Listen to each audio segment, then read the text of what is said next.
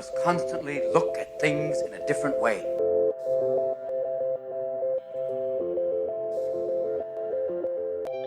The Healthcare Education Transformation Podcast was created by two physical therapists out of the desire to learn more about the different educational roles in physical therapy and healthcare, and how healthcare education works by talking with educational leaders and people with different perspectives within physical therapy and across interdisciplinary lines on how education can be improved to disrupt the status quo of healthcare education. This is our journey, and thanks for listening. Are you a third-year physical therapy student that excels on tests when you have study guides, checklists, and deadlines? With all of the information available about how to prepare for the NPTE, it's easy to get disorganized and not feel prepared going into the big day. NPTE Prep Success is an online course that provides PT students easy-to-use study guides and step-by-step guidance through the NPTE preparation. To learn more, visit kylericeprep.com. Thank you again all for your continued support, and now for the show. Hey, everybody. Welcome to another episode of the Healthcare Education Transformation Podcast. I'm your host, Brandon Pollen, and I'm really excited today to talk with three guests from the Gunderson Health Sports PT Residency Program to really kind of get their perspective on sports post-professional education from the perspective of a resident, but also from people working in the faculty role and program director role within the program. As today, I am very humbled to welcome three individuals, and they are David Carney, who is the program director for the residency, Scott Straker, who is the assistant program director, and Vien Vu, who is a current resident of the program. And, guys, first and foremost, thank you so much for taking the time to speak with me today and share your insight with our audience regarding this, as, I really appreciate that. But, before we dive into sports residency, would you guys mind just sharing some background into who you are and how you each got involved with the Gunderson program to where you all are now?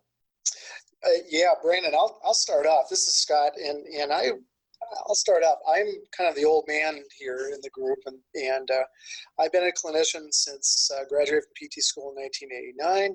I came back as a second degree candidate at the University of Wisconsin-La Crosse, went through my PT education, and got out into practice. I had been a certified athletic trainer prior to this. Started with Gunderson in 1991, and one of my colleagues and at the time professors, George Davies, had been very instrumental in the development of sports residencies in the section level. And then we were one of the initial sites that started in 1996. Since doing this, I've always been I almost want to say a rah-rah kind of a guy, because I just think so highly of the concept of residency education because of some of the things that I experienced going through school, in terms of I felt like even as a second degree person with some experience, I came out and there's still lots of voids in terms of how do I really get into my practice and work and things, and the clinical education, albeit has really advanced a lot since I was in school. It's still, I think my bias is that residency education is something that I hope, as it evolves and grows, that it kind of continues. And so I've been very excited to be a part of it right from the get-go. Yeah, this is David. I've been involved with the sports residency program here for about the last 20 years. I graduated from the University of North Dakota with my athletic training degree, and subsequently took a job at Gunderson, and that just happened to coincide with the first year of the residency. And I spent my first 6 years from the athletic training side on the residency, and I started as an athletic trainer and worked with the residents from an event coverage standpoint, and transitioned from that to being more of a primary mentor with a few of the residents and working with them at the high school that I was at. And after 6 years as an athletic trainer, I decided I was going to go back to PT school. I also went to the University of Wisconsin-La Crosse, and George Davies was also a mentor of mine and a colleague and coworker as well.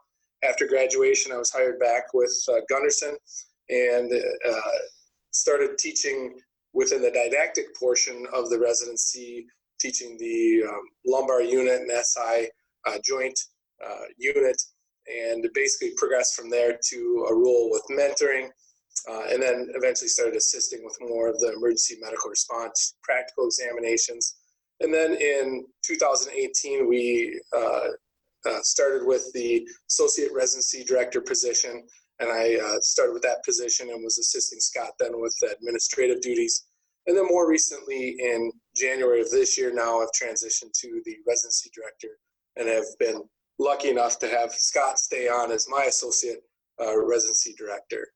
It was a coup, Brandon. He took over. It was a coup. It was a coup. And this is Vienne. Thanks again for having us. My background was I was born and raised in California. I went to PT school at University of the Pacific. And then I worked for about 7 or 8 months or so in California. And then Scott and Dave accepted me into the program. And I've been here since June 2018. Well, perfect, guys. I think it's good that, you each have such a unique, different perspectives and backgrounds. And, in Vienna, I want to kind of ask one starting up question to you, since you're kind of relatively engaged and newer in the program, since there's so many sports residencies out there, what specifically made you choose the Gunderson program? And, what was that application process like to maybe someone who's considering a residency, who kind of just wants to know, at least from an N of 1 standpoint, what's that process kind of like? Yeah, for me, the application process itself was very straightforward. Just went on RFPTcast, filled out the application. There was a supplemental application, but I think it was something like me putting in my name and address. It was really simple. Main reasons I did it was the history of it. So I think it's its 25th year now. And just knowing that it's been in place for a long time, a lot of alumni. I went to a lot of Con Ed course in California, and even there, the speakers there and the locations that hosted it, I mean, Gunderson would just come up every time, and a lot of them got their training here. So heard about it then, and then at the same time, I was on a Facebook group, and someone else was asking about sports residencies, and specifically Gunderson, and this was the same time I was looking at it, and then Sarah was last year's resident, and she answered like, hey, give me a call anytime. And I actually kind of hijacked that and took her info down and gave her a call. And she told me everything about the program. She was super happy about it. She was also from California, so we talked about things we were fearful of, but mainly the weather. But it's been great ever since, and that's how I found out about it. And then the interview, it just really cemented things. I love the people here. Weather still getting used to, but it's a strong program to me, and I've gotten everything I've wanted out of it. I love it. And Vienne, one quick follow-up. Before you came to the Midwest, did you ever have to deal with any snow in California, or is this a totally new experience for you? So sometimes it would rain in California. It was pretty crazy. Like water would drop from the sky. But besides that, no, I mean, I love Lake Tahoe, but I'd say the coldest it gets in Lake Tahoe is like 30 degrees. And I mean, you can go snowboarding without a jacket. So I thought I was ready. It's pretty different. It is. And it's interesting now because I grew up in the Midwest and now I'm on the East Coast, and I feel like I've gone the exact other way. I was so cold tolerant initially, and now I'm on the East Coast where it's warmer, and I'm like, gosh, I can't go back to cold anymore. Yeah, I've become a wuss now. But, guys, I know that, every sports residency has some similarities, but also some unique differences. And I think that's a good thing. But to get an overall background on the Gunderson program, Dave and Scott, would you guys mind just kind of outlining the program's curriculum to get an idea of the structure and, implementation on, this program, on what these residents are going through? As you said, a lot of them have the same core components. Those common components would be just the clinical practice that's focused on evaluating and treating athletes. Our residents have a 20-hour work week with clinical practice. All clinical residencies have a one-on-one mentoring requirement. For us, that is broken down into 5 hours a week. We currently have about 5 clinical mentors, and each mentor spends 2 months with each of our residents, and we currently have 2 residents that are on board. And the EMR training is also a common or a core requirement for all residency programs. For us, it mainly consists of athletic training room coverage and event coverage. The residents have a primary mentor that's an athletic trainer at an area high school.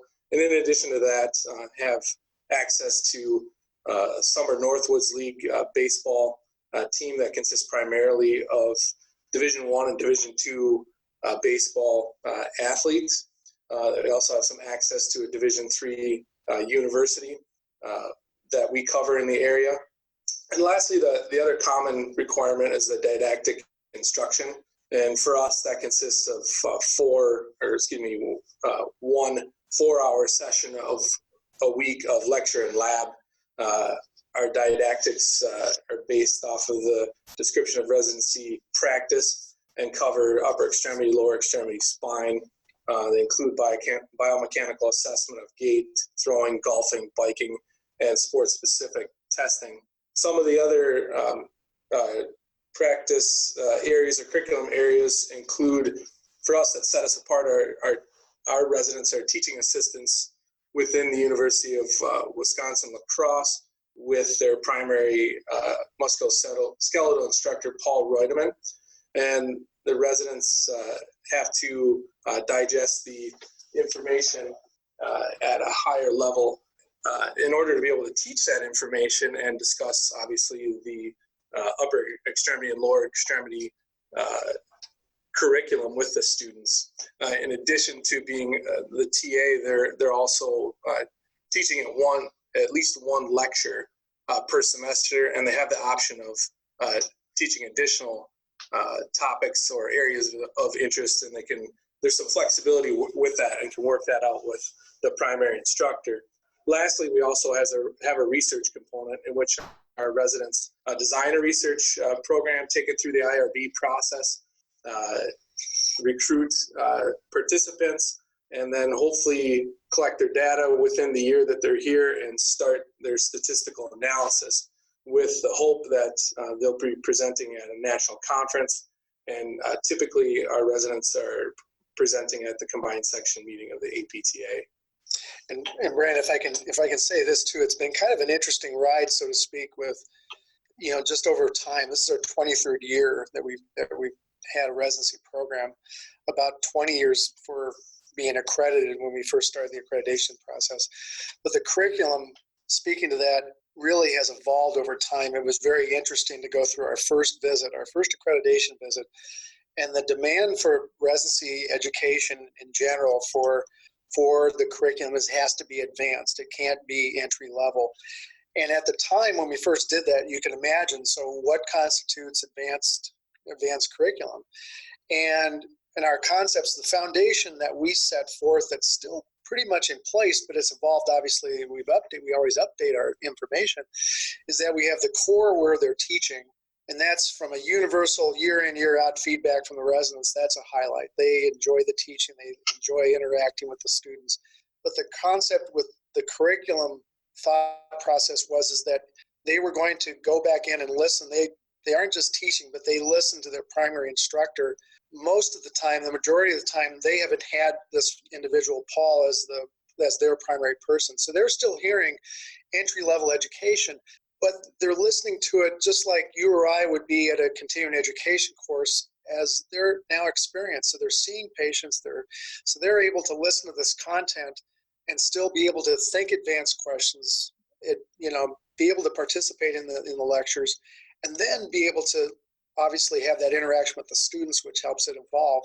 So that's always been a big part of, I think, a big selling point and stuff, not just the teaching, but I think it still helps that piece of that didactic piece. And then the other piece was the advanced curriculum, which we call clinical rounds, which our faculty has created. Everybody takes certain body regions and topics and stuff, and so we've created that ourselves.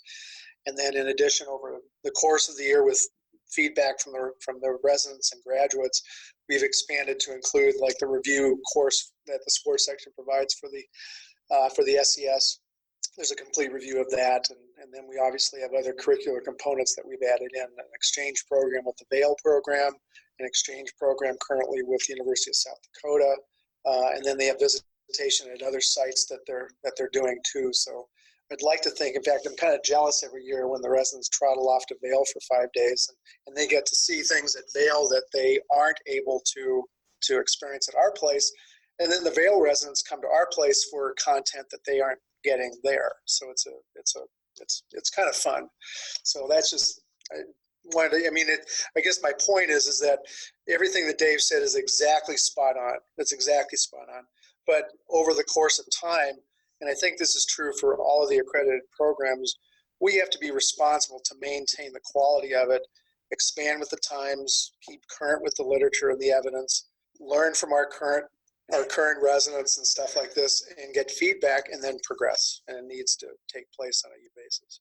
Which makes complete sense. And I mean, that's something that we've kind of taught when we've talked to other program directors, not necessarily for sports programs, but other residency fellowship programs as well. That's a very common, similar message as well. And, with all that you guys had just said and with all that's involved with this, I am sure that takes a lot of time, work, and organization to make that happen because there's so many moving parts involved. I'd really love to know how you guys have developed this system for the faculty and for the organization to be able to really pull all this off when it comes to like organizing classes, the administration work, including like the ABTRI work, treating patients, teaching, mentoring, like so that it all gets done. Like, how do you guys basically get it all done? If I can, I'll address that just because I've been in it from the get-go. And again, it's really something that's evolved over time. When we first started the program, when we first went through our initial accreditation, I had no administrative time. I just did everything outside of work. And so writing the documents, starting, some of the, the clinical mentoring, designing, and obviously the faculty were involved, but they also did it all in their own time. But it has evolved over time where the medical foundation, Gunderson Lutheran Medical Foundation, initially approved, the director position where I have 5 hours of administrative time per week, which in some cases and certainly sometimes of the year is very adequate. But there's what we found over time, that 5 hours from a director position wasn't necessarily enough, and hence the last couple of years that Dave mentioned earlier that we developed the associate residency program director, which is very, very helpful for the crunch times 6 months out of the year during midterm exams for the residents, recruitment, interviews. And then we have the true trains kind of meeting. We have the current residents finishing up in May and June, while the new class is, these guys graduate on a Thursday in June, late June, and the new residents start the next Monday. So there's no downtime. So you just kind of run right into it. So, but bottom line is that the foundation as a system, Gunderson Health System has been very, very supportive. They have embraced physical therapy and specifically sports physical therapy on an even platform with their other medical residents. So from an administrative standpoint, we're very well supported. And then you asked also, Brandon, about the faculty, and that's evolved over time to where our faculty who do our teaching and our clinical rounds, our advanced didactic stuff, they basically, again, that's not done in their own time. They take, there's time blocked during their schedules, and there's no problem in terms of productivity, levels and things along those lines. And so they have time for that. And then also with mentoring, the way we work our mentoring, the mentors will actually close their schedule. So they have their schedule blocked for an afternoon, and the residents and the mentor then will schedule on top of that. So from an administrative standpoint, that's another, you could say that's X number of hours per year that is not productive clinic time producing revenue. But that's another I feel, well, that's the cost of doing business. But they've been very supportive of it. And I think that we've been able to be, I would say, a pretty cost-neutral program based on our billings for our program and how it works. But I think no matter where you are, what program we're talking about, I think ultimately you have to really do a pretty good task analysis of what's required, look at your bottom line, and then there has to be that administrative support that comes across. That's a consistent thing. And I think, I think beyond that, we have the support of the other clinicians that we work with as well, the physician staff, the PA staff, the athletic trainers, the nurses, and MAs, and then the patient liaisons who are actually scheduling our appointments. And it's really the buy-in of the whole department that makes this run as smoothly as possible. And without their collaboration, this would be a much more difficult process trying to get all the pieces of the puzzle together, because that's really what it is. when we're trying to get that schedule ready for the upcoming class, trying to get the physicians so we can get them into the clinic with the physicians or into the surgery to observe the physicians, then schedule them with the athletic trainers for the orientation pieces prior to actually getting out onto the game field and getting into the athletic training room. Some of the other relationships that Scott and George prior to him worked very hard to establish with the university, Paul Reutemann and the teaching aspect, and Dr. Knozik, who's in the biomechanics lab, who's one of our primary mentors for the research projects that the residents do every year. So those relationships, I think, are the core to what we do and that provide the opportunities for the residents. And that's what I feel like Scott and George prior to him have done a good job of laying the groundwork for that. And then we can further connect with newer clinicians and or folks that might be in nutrition or strength and conditioning to make new opportunities. Yeah, and Scott, you kind of just mentioned a little bit on the finances of the program earlier in terms of that, because obviously with productivity and that was kind of one question I had thought of initially, but you answered that. And, of course, trying to get to more of a budget neutral, stance on that. Now, is that something that's kind of always been the mission? Like, is it the goal always try to be budget neutral? We've tried that. I mean, and again, I'm going to be real honest, Brandon. I mean, when we first put out our proposal with medical education to start our program, that's how we presented it to them, because we sort of felt that much different than medical residents, they can't bill. So you have all your medical residents in various internal medicine, family practice, so on and so forth, that they can't bill. They're not generating revenue. Our residents, because of the nature of when they come in, these are licensed professionals that can generate revenue. So we proposed to the medical education office that we could provide them with, be able to work half time. So they have a 0.5 FTE clinical appointment. But then during that time, they're able to generate enough revenue to basically cover, for the most part, their salaries and benefits. And then the hard part is like really mining down in the dollars and cents with the rest of the things we talked about, like how much faculty time and administrative time and things. And I think that's probably for a lot of programs that are developing, those are kind of salary and benefits. That's pretty solid. You sort of know what's out there and stuff. It's those other intangibles with your faculty, like how much revenue you are in fact losing because, are those folks doing that during the course of their normal typical day, or is that something, the expectation for your faculty that this is going to be in addition to? But I think probably the thing with that, where I think programs, they just have to be upfront about, well, this is how we're setting it up. And I think that as long as people know the rules going in, I think that everybody, pretty much you kind of agree to what you already understand the things to be. So, but bottom line, I'm sorry. So answer to your question, yeah, we've been trying to really be, kind of cost efficient with it. But if the truth would be known as far as like the actual numbers and the budgetary numbers that I maybe fortunately am not given all of the specific numbers and the budgetary data that goes into to basically state that, oh yeah, we're budget neutral, because I can't honestly say that. But my guess is I do know what these guys bill on a yearly basis. We get those numbers, and I believe it's pretty doggone close as far as being able to cover our expenses. Yeah, Vian, I'd like to kind of get your thoughts. I mean, you're not all the way through the program yet, but what has been your experience regarding kind of what you've learned from the program, but also kind of the integration of all these things that, Scott and Dave were talking about from your perspective as a resident? Yeah, I mean, I definitely notice it. It's not because they walk around stressed all day. We just see how much everyone here puts in work. They're at their desk, even when they prepare, like our faculty prepare for didactics, we see them reviewing our mentoring. They take a lot of time to look into our caseload. So they definitely put it in. But yeah, I'd like to reiterate to them, very thankful for Gunderson Medical Education, because we are complement physicians. Just going to the orientation the first day, I mean, they're so supportive. We get emails all the time, just checking in, like how we're doing with like burnout wise, if we have any feedback for the foundation. So they've just been amazing and supportive towards residents and the residency program in general.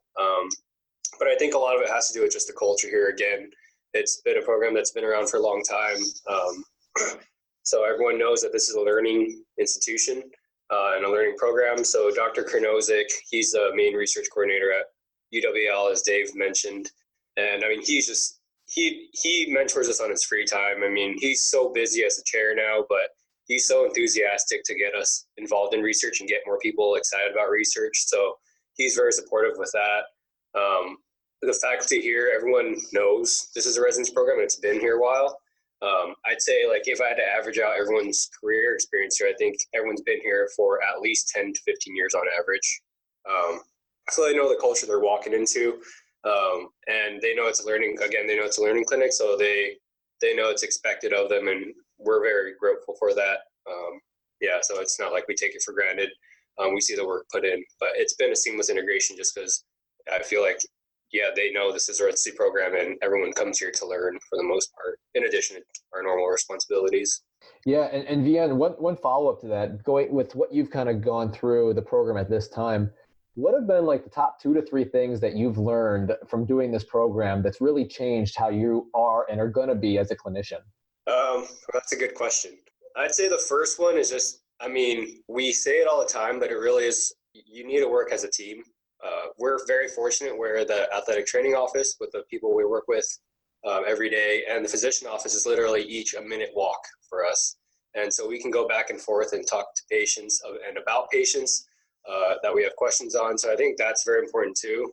The level of professionalism in a residency program is one thing I've got out of it. I think after this, I mean, it's now expected that we present. It's now expected that we try to publish. It's now expected that we try to make some posters and create this or continue this professionalism we learn beyond just being a good clinician.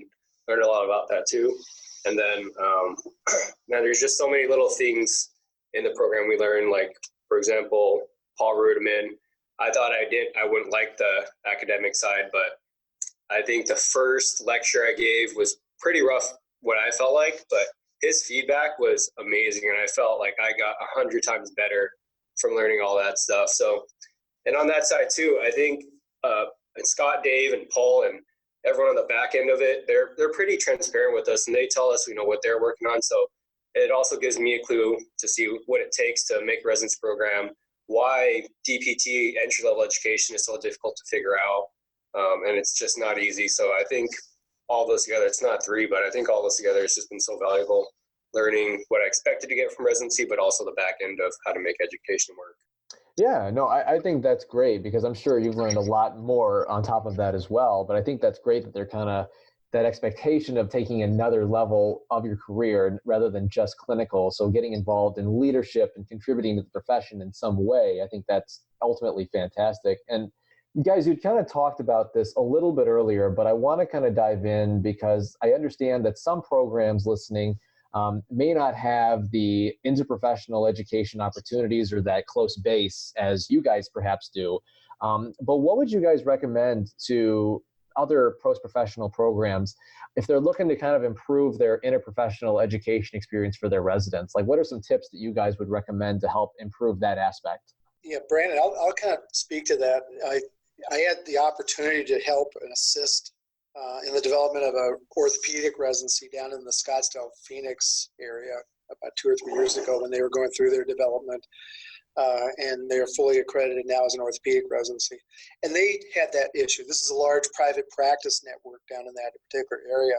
And they had that, so we had to kind of almost from the ground up kind of work on that, because they were very strong in terms of like their clinic network for PTs, PT work, their orthopedic work.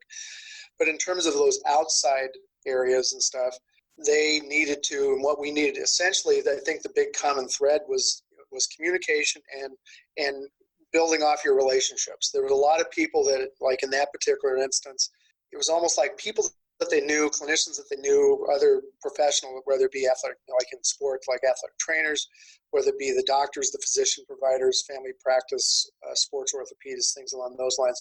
There was a lot of those folks that had, in terms of their private practice, nurtured some of those relationships already, maybe from a business side. And what they found is that they were able to tap into some of those relationships. And in fact, I think it became a nurturing thing to build on those relationships further that actually probably, enhanced some of their business on the business end too, because that's especially when you think about medicine, that's the nature of physician training, is that they go through residencies. So they understand the culture about that. And so in order for them to have that extra interaction with then this PT provider, boy, it's a win-win, because all of a sudden you're asking them for a favor to get their expertise. They enjoy coming in and providing that content. Then they see you as a facility and a clinic system basically organizing this what it's almost like a clinic of excellence, sort of like a practice of excellence kind of model. And I think it's and again back to that, and again back to the relationship building and how you get those interpersonal with those other people on board. I think it kind of works on itself. But developing the relationships and good communication, tap into those resources that they currently have. My thoughts are very similar to Scott. It's about developing the relationships. I know we keep coming back to that, but it's very important. And having those relationships, you run into other people that can provide opportunities as well. It's kind of the networking piece of meeting people and those people in practice that they can gain some things from you, and you can gain some things from them as well, whether it be just in your practice or more specifically the residency. Brandon, if I can add in too, I'm just thinking of other people like within our group. And again, there's going to be a lot of programs that are going to be in communities that have access to university or college facilities. But if you look at the content that is required for our program, and this could be true for any residency, like as an example with us, we tap into the University of Wisconsin La Crosse and Viterbo University to gain lectures and content from some of their professors. Say, like currently we just had, when we had our Bail, the exchange with the Bail residents, we had 2 lectures that came up that were both PhD prepared instructors, professors at the university in nutrition, and then sports performance, strength and conditioning. And so again, as far as like developing those resources and stuff, a lot of times, again, if people have in their community the ability to reach out to those other areas in town, like seek out the experts in those particular areas, I think a lot of them, because of just some of the aspects of what they're trying to do in their work, they need service and they need to be involved in the community. And so they're just dying for opportunities. The folks that come in to do the lectures for our residents love it, because they come in and they have interested, intelligent people. They ask good questions. They're engaged, and it's at a higher level. They aren't just coming in and presenting a PowerPoint presentation. So they're coming in and having a discussion. It's almost like with colleagues. So back to it reinforces their desire to sort of participate with us. I think something that Scott also touched on is our experiences at the University of South Dakota and Vail are both direct results of our past residents and them going out and starting their own residency programs, and now we're utilizing those to educate our residents and their residents. So building that program, and then your graduates are going to go out and do some things, and you can gain from that as well. Yeah, and my thing, I still try to do other things on my own too outside the program. And my biggest feedback for anyone who asks me for tips, I tell them, like, just ask. A lot of people want to help other people out. And my 2 things I always remind people is, if you were to ask and someone said no, you'd be in the exact same position you'd be now. So it doesn't hurt. And then when people ask, like, well, okay, what if I make a fool of myself, or they say no, or I build a bad relationship, I just tell people, all right, well, what if someone asked you the exact same opportunity on your end? Would you give it to them? And most people say, yeah, I'd be excited. And I go, that's how everyone is and how most people feel too. So the big thing is just like, yeah, the communication and building relationships, but definitely don't be afraid to even start those relationships. Ian, can you also just speak to this? I know this is a little impromptu, but but some of the networking that you've done with other residents across the country. Yeah, so it's great. They let us go to a lot of conferences, and I know it's tough for some taxi and other clinicians here to kind of cover us, but at TCC and CSM, it's awesome to talk to other residents and talk about our program. So it really built a tight network, and we learn from each other. It helps cope with stress if we did have any. And then also it just helps us figure out what each other's doing after we all graduate. Like, hey, do you know of anything around this area? Do you know anything around this area that's going on? But just, creating that relationship. And then it's sports PT is a very small circle because of everyone just wants to help each other for the most part.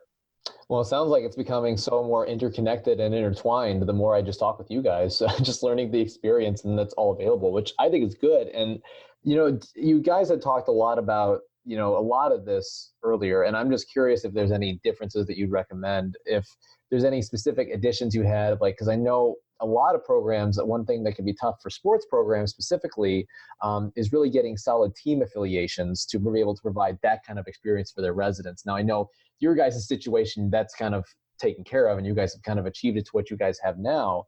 But what would you recommend apart from, the relationship and those kind of things that you talked about earlier? Are there any other considerations you guys can think of when it comes to setting up success, like team affiliations? I think that the team affiliations, when people are first starting to look at their program development, and especially with sports, you have to have that emergency response curriculum, you have to have on the field. So when you're first going through that development, you really have to kind of hone that in. And really, you need to look at your community, you need to look at your area, that, okay, what's available? Okay, what exactly is available? And I think that you have to be honest about, okay, so in terms of like the sports affiliations, what do you have available? What can you offer? Because this comes down with like residents that apply, someone that applies to our program and then wants to see Division I athletes or work with, professional athletes.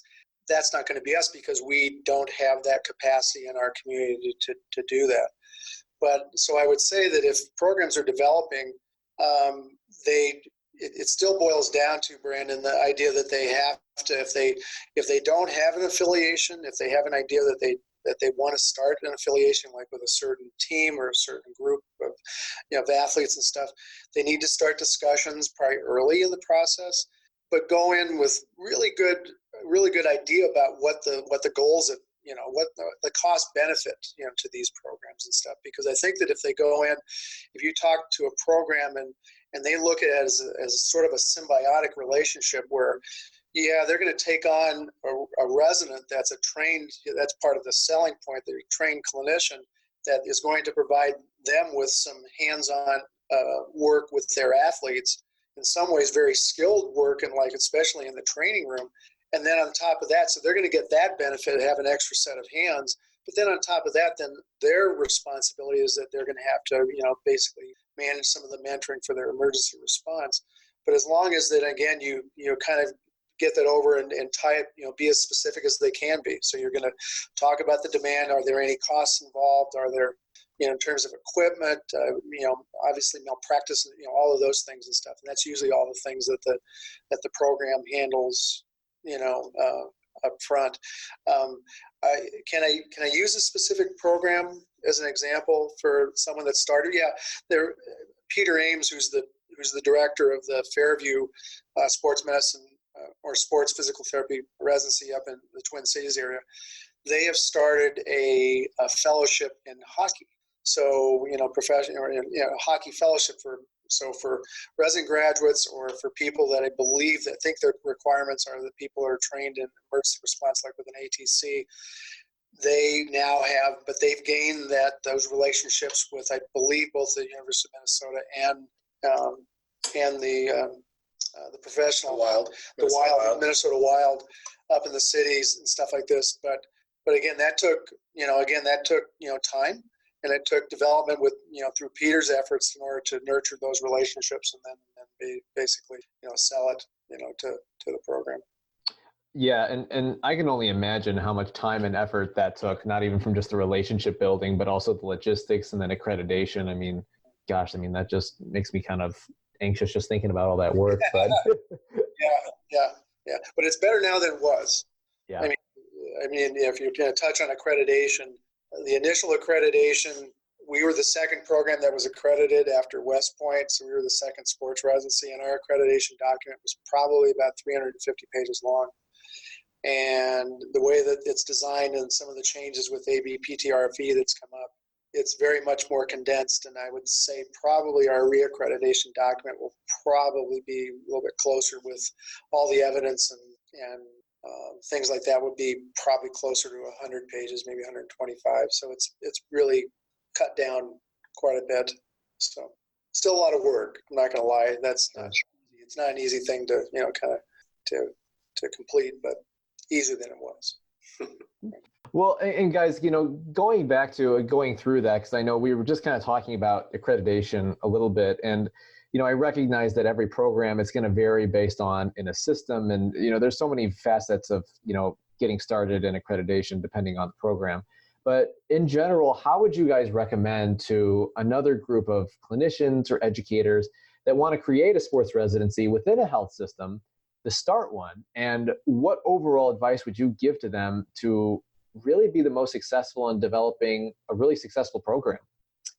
Well, I think Scott's a perfect one to answer that question based off of his experience with this as a consultant and with our program as well. Yeah, I think within a health system, I think that most times I think, and you may know this better than I, Brandon, in terms of like budgets, and I think anytime you're within a system, they're going to look at anything that you want to do in terms of like the functioning of your department, probably dollars and cents. Like, can we afford it? Do we need it? And things.